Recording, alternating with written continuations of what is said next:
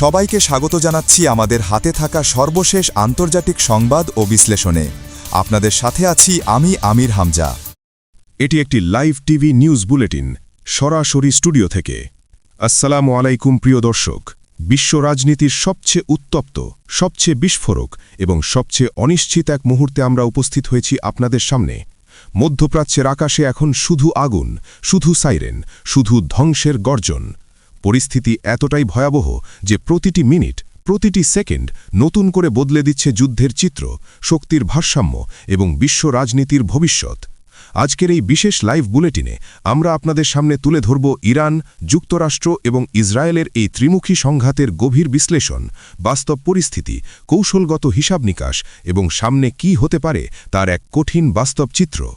প্রিয় দর্শক, শুরুতেই সবচেয়ে বড় তথ্য, যুক্তরাষ্ট্রের প্রেসিডেন্ট ডোনাল্ড ট্রাম্প 5 দিনের জন্য একটি সাময়িক বিরতির ঘোষণা দিয়েছেন, যেখানে তিনি বলেছেন যে এই সময় ইরানের জ্বালানি বা এনার্জি স্থাপনাগুলোতে কোনো হামলা চালানো হবে না।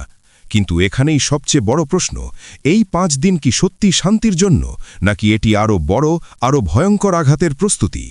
কারণ বাস্তবতা হচ্ছে এই ঘোষণার ঠিক উল্টো পথে হাঁটছে ইরান। তারা থামেনি, বরং তাদের আক্রমণ আরও তীব্র হয়েছে, আরও সংগঠিত হয়েছে, আরও ধ্বংসাত্মক হয়েছে। মাত্র কয়েক ঘণ্টার ব্যবধানে তেল আবিবে যে পরিমাণ ক্ষয়ক্ষতি হয়েছে তা সাম্প্রতিক ইতিহাসে নজিরবিহীন। আকাশ ভরে গেছে মিসাইলের শব্দে, শহরের প্রতিটি কোণে বাজছে সাইরেন, আর মানুষ ছুটছে আশ্রয়ের খোঁজে। আমরা যে তথ্য পাচ্ছি তাতে দেখা যাচ্ছে তেল আবিবে একাধিক ভবন সরাসরি ক্ষতিগ্রস্ত হয়েছে। শুধু আঘাত নয়, এই আক্রমণগুলো ছিল টার্গেটেড, পরিকল্পিত এবং ধারাবাহিক। 3টি বড় বিল্ডিং মারাত্মকভাবে ধ্বংস হয়েছে। শুধু বাইরের দেওয়াল নয়, ভিতরের কাঠামো পর্যন্ত ভেঙে পড়েছে।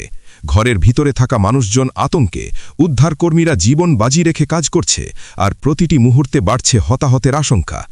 প্রিয় দর্শক, এখানে একটি অত্যন্ত গুরুত্বপূর্ণ বিষয় সামনে এসেছে। ইসরায়েলের বহুল প্রচারিত এয়ার ডিফেন্স সিস্টেম এই হামলাগুলো ঠেকাতে পুরোপুরি ব্যর্থ হয়েছে বলে দাবি করা হচ্ছে। অর্থাৎ যে প্রযুক্তির ওপর ইসরায়েল এতদিন ভরসা করত, সেই প্রতিরক্ষা ঢাল এই মুহূর্তে চাপে পড়ে গেছে। ইরানের মিসাইলগুলো শুধু আকাশে পৌঁছাচ্ছে না, সেগুলো লক্ষ্যবস্তুতে আঘাত করছে এবং বড় ধরনের ক্ষতি করছে। এখন প্রশ্ন হচ্ছে, ইরান কেন থামছে না? কেন এই 5 দিনের সুযোগেও তারা আক্রমণ চালিয়ে যাচ্ছে? বিশ্লেষকরা বলছেন, ইরানের সামনে 2টি সম্ভাবনা স্পষ্ট। প্রথমত, যুক্তরাষ্ট্র এই 5 দিনের মধ্যে কূটনৈতিকভাবে এমন একটি সমাধান চাপিয়ে দিতে পারে যা ইরানের জন্য গ্রহণযোগ্য নয়। দ্বিতীয়ত, এই সময়টা হতে পারে একটি বড় স্থলযুদ্ধের প্রস্তুতি, অর্থাৎ 5 দিন পর হঠাৎ করেই শুরু হতে পারে একটি পূর্ণ মাত্রার গ্রাউন্ড অপারেশন। এই আশঙ্কা শুধু অনুমান নয়, বিভিন্ন সূত্র থেকে এমন ইঙ্গিত পাওয়া যাচ্ছে যে যুক্তরাষ্ট্র তার সামরিক অবস্থান পুনর্গঠন করছে। যুদ্ধজাহাজের গতিবিধি, সামরিক ঘাঁটির প্রস্তুতি, সবকিছু মিলিয়ে একটি বড় অপারেশনের ছায়া স্পষ্ট। এদিকে ইরানও তাদের অবস্থান পরিষ্কার করে দিয়েছে। তারা বলছে এই যুদ্ধ এখনই থামবে না। তাদের সামরিক মুখপাত্র সরাসরি ঘোষণা করেছেন যে তারা পারস্য উপসাগর এবং হরমুজ প্রণালীর ওপর পূর্ণ নিয়ন্ত্রণ রাখে এবং প্রয়োজনে তারা যে কোনো ব্যবস্থা নিতে প্রস্তুত। প্রিয় দর্শক, হরমুজ প্রণালী শুধু একটি সামুদ্রিক পথ নয়, এটি বিশ্ব অর্থনীতির অন্যতম প্রধান শিরা। বিশ্বের উল্লেখযোগ্য পরিমাণ তেল এই পথ দিয়ে পরিবাহিত হয়। যদি এখানে কোনো ধরনের অবরোধ বা সামরিক উত্তেজনা তৈরি হয়, তাহলে তার প্রভাব সরাসরি পড়বে বৈশ্বিক অর্থনীতিতে। তেলের দাম বাড়বে, বাজার অস্থির হবে এবং বিশ্বব্যাপী অর্থনৈতিক সংকট তৈরি হতে পারে। এখন আসি আরেকটি গুরুত্বপূর্ণ দিক, যুক্তরাষ্ট্রের অভ্যন্তরীণ পরিস্থিতি। এই যুদ্ধ যুক্তরাষ্ট্রের জনগণের মধ্যে জনপ্রিয় নয়। অর্থনৈতিক চাপ, শেয়ার বাজারের অস্থিরতা, আন্তর্জাতিক চাপ, সবকিছু মিলিয়ে এই যুদ্ধ যুক্তরাষ্ট্রের জন্য একটি বড় বোঝা হয়ে দাঁড়িয়েছে। এর সাথে যুক্ত হয়েছে আরেকটি চমকপ্রদ তথ্য।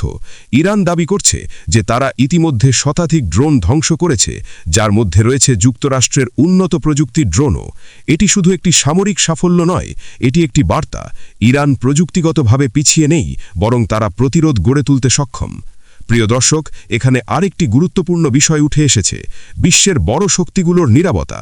বিশেষ করে রাশিয়া এবং চীন এখনও সরাসরি কোনো অবস্থান নিচ্ছে না। তারা ইরানকে থামতে বলছে না, আবার যুক্তরাষ্ট্রকেও সরাসরি সমর্থন দিচ্ছে না। এই নীরবতা আসলে একটি কৌশল, একটি অপেক্ষা। কে জিতবে, কোন দিকে পাল্লা ভারী হবে তা দেখার অপেক্ষা। এখন যদি আমরা সামগ্রিক চিত্রটি দেখি তাহলে স্পষ্ট হয়ে যায় এই যুদ্ধ শুধু ইরান এবং ইসরায়েলের মধ্যে সীমাবদ্ধ নয়, এটি একটি বৃহত্তর শক্তির লড়াই, একটি ভূরাজনৈতিক খেলা যেখানে প্রতিটি পদক্ষেপ হিসেব করে নেওয়া হচ্ছে। তেল আবিবের ধ্বংসস্তূপের নিচে শুধু ইট পাথর চাপা পড়েনি, চাপা পড়েছে বহু মানুষের জীবন, স্বপ্ন এবং নিরাপত্তার অনুভূতি। প্রতিটি বিস্ফোরণের সাথে সাথে বাড়ছে আতঙ্ক, বাড়ছে অনিশ্চয়তা। কিন্তু একই সাথে একটি প্রশ্ন বারবার সামনে আসছে, এই অবস্থার জন্য দায়ী কে? যুদ্ধের সূচনা, প্রতিশোধের রাজনীতি, কৌশলগত ভুল, সব মিলিয়ে পরিস্থিতি এমন জায়গায় পৌঁছেছে যেখানে এখন আর সহজে ফিরে যাওয়া সম্ভব নয়। প্রিয় দর্শক, আমরা এমন একটি সময় দাঁড়িয়ে আছি যেখানে একটি ভুল নিশ্চিত করে, একটি ভুল পদক্ষেপ পুরো অঞ্চলকে একটি পূর্ণ মাত্রার যুদ্ধে ঠেলে দিতে পারে। 5 দিনের এই বিরতি, এটি কি সত্যিই শান্তির সুযোগ, নাকি এটি ঝড়ের আগের নীরবতা? আমরা প্রতিটি মুহূর্ত নজর রাখছি, প্রতিটি আপডেট আপনাদের সামনে নিয়ে আসছি। এই যুদ্ধের প্রতিটি ধাপ, প্রতিটি পরিবর্তন আমরা তুলে ধরব নিরপেক্ষভাবে, বিশ্লেষণ করে, সত্যের ভিত্তিতে। আপনারা আমাদের সাথে থাকুন, কারণ পরিস্থিতি দ্রুত বদলাচ্ছে এবং পরবর্তী কয়েকটি দিনই নির্ধারণ করবে এই সংঘাতের ভবিষ্যৎ। আল্লাহ হাফেজ।